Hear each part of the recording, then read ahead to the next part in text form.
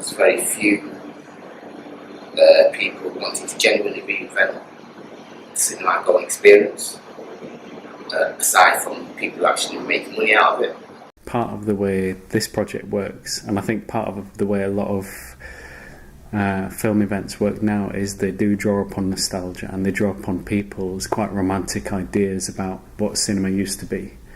And this project from the start has done that quite explicitly, with things around the design, with the activity of collecting people's memories. So kind of saying, actually, what cinema used to be is really important. What we're missing compared to the experience now.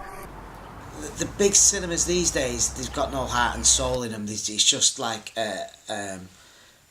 you go in, you pay your money, you sit down, watch a film, and you go. There's no little touches. There's no that little bit extra. I've always been interested in art and film and the arts. So I wanted to create something in the middle of North Manchester where creative people could come to and discuss ideas and put drama groups on, put art exhibitions on, and the cinema was just was something that we just fell upon really as an idea. You can't actually go and make big old cinemas. There are two empty big cinemas on Lime Street, the Futurist and the ABC. And they've been like that for years, and there's plans to redevelop them, but it won't be as cinemas, because actually running a big cinema in the old way it can't be done in the same way that it used to be.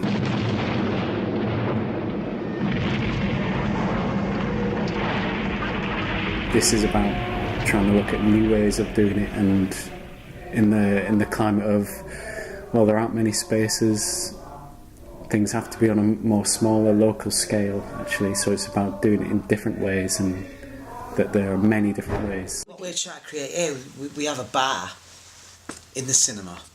Now, we say that the film's going to be on at such a time, but we leave it for half an hour.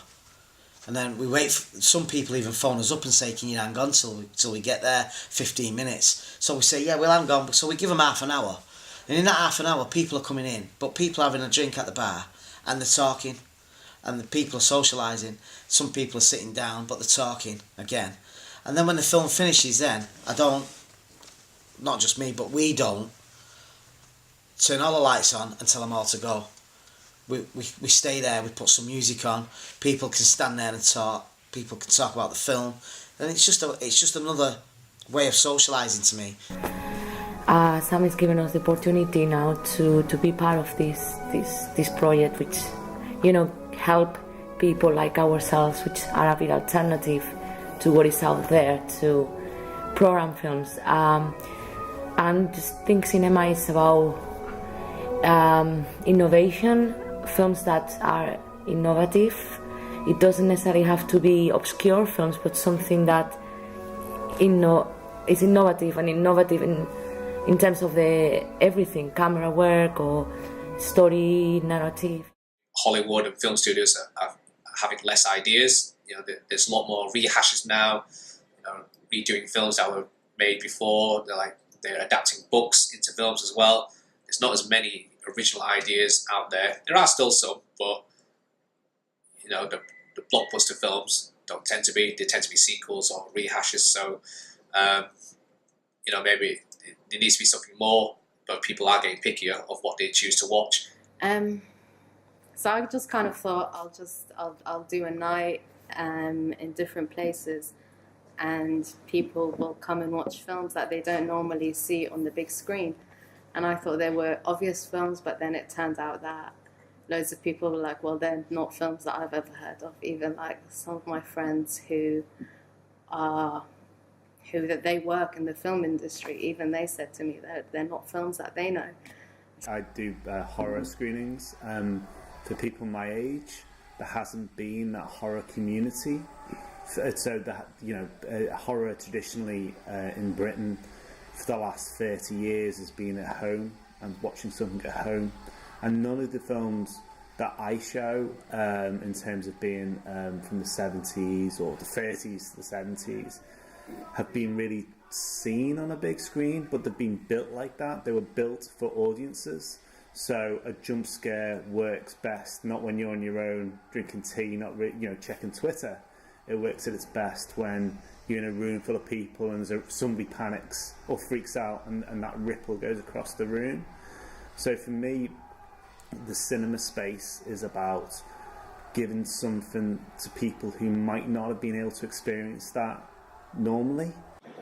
Because the films I've shown are quite educational. You get to see the films, you get to talk about them, you get to explore films and subject matters that you never ordinarily have looked, even thought about, talking about or exploring. And you just don't get the opportunity to do that if you were just going to watch direct mainstream movies. There is a strong element of it. Obviously, as a business, it will always cater for the larger audience, and so the mainstream films will always take over. But every so often, we will get the independent films, like the foreign films. Foreign ones, not as much as independent. Independence is more like a lower budget film, effectively, I should say. The fact that they show independent films and we show mainly mainstream and some independent, it's all down to audience. What is probably, I would say, down to personal preference. Some people like to go to an art house theatre because of an art house theatre, or some people like to come to a mainstream cinema probably because of the technology. No, it's nothing to do with the quality of the show or anything. A multiplex isn't a cinema. It's actually a big popcorn machine or vending machine with sweets in it that just uses a film to attract people. That's the kind of business model of a multiplex. That's where they make the money. And then the sort of various different versions of cinemas, as they become different independent chains, sort of divert from that model. So a Picture House is a chain, but it doesn't make its money on popcorn, so it has a lower profit margin. It is more about the film and the audience, but at the same time it's largely generally centrally programmed. And then in that kind of picture of ecology, where like one of these small animals or insects, which we can sort of make up our own rules, but I think at whatever scale, there's the quality isn't like exclusive to a certain type of form or scale. It's because, as we just said, a multiplex might have a 4K projector, but they might put the lights on before the end, or the sound goes off, and that's about taking care of the performance. And equally, somewhere small like this, we're really lucky to have on a limited budget, a very good system which works well in that space. But equally, you could do something in a bar or just on a sheet and it feel very good, like a very good experience, and it not necessarily be about the technical quality, but be about the experience. I had a friend last week who came to see Pride.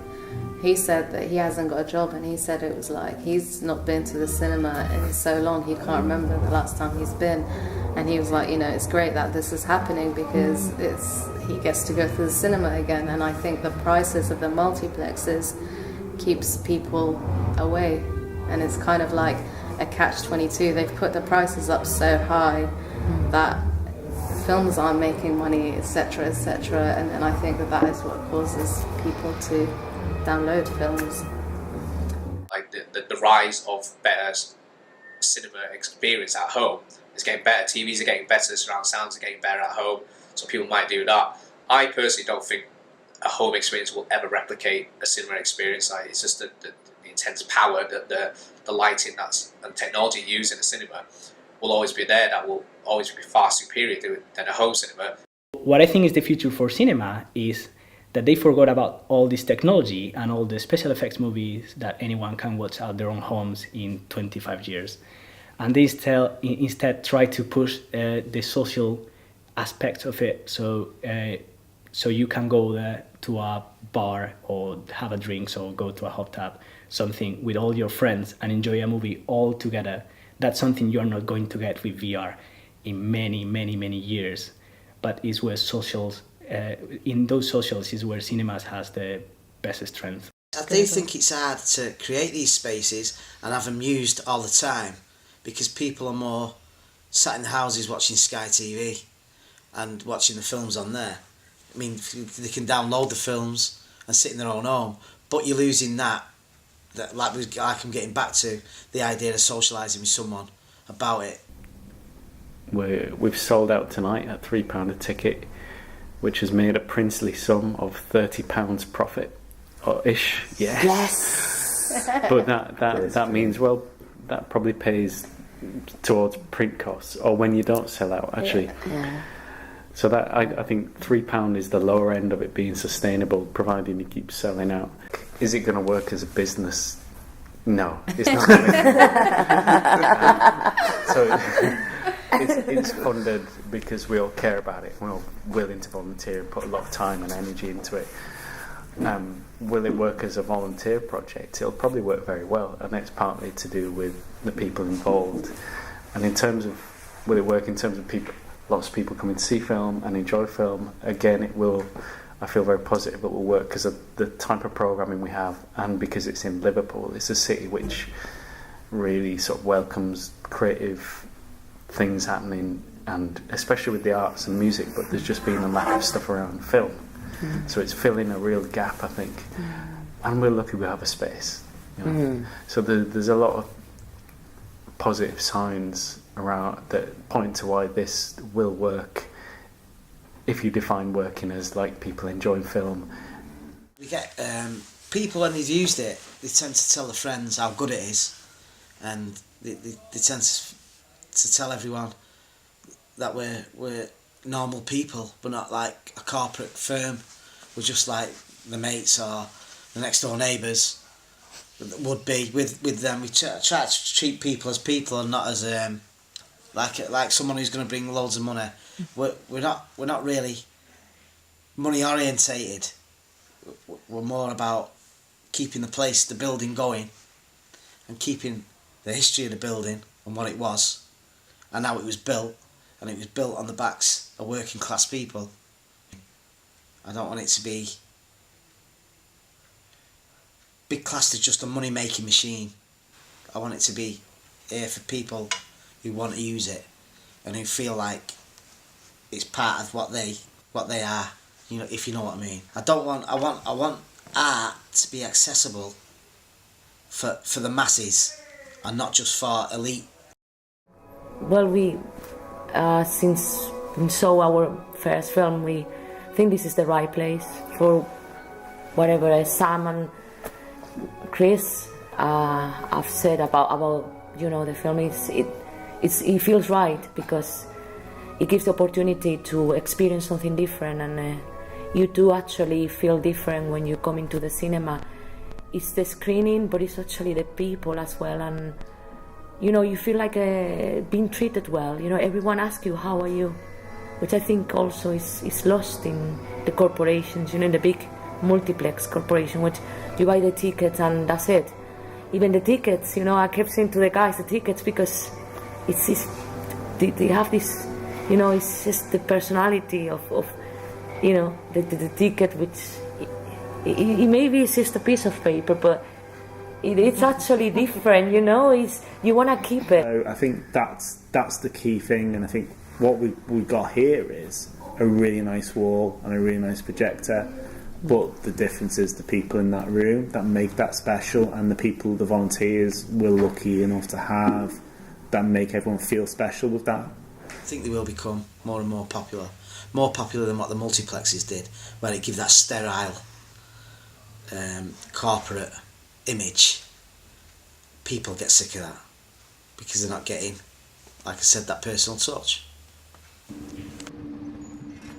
If we were sat here and there's 10 people in there, I would still count that as a victory, even if we'd lost money, because 10 people had paid to come and see a Cuban Soviet propaganda film from 1964.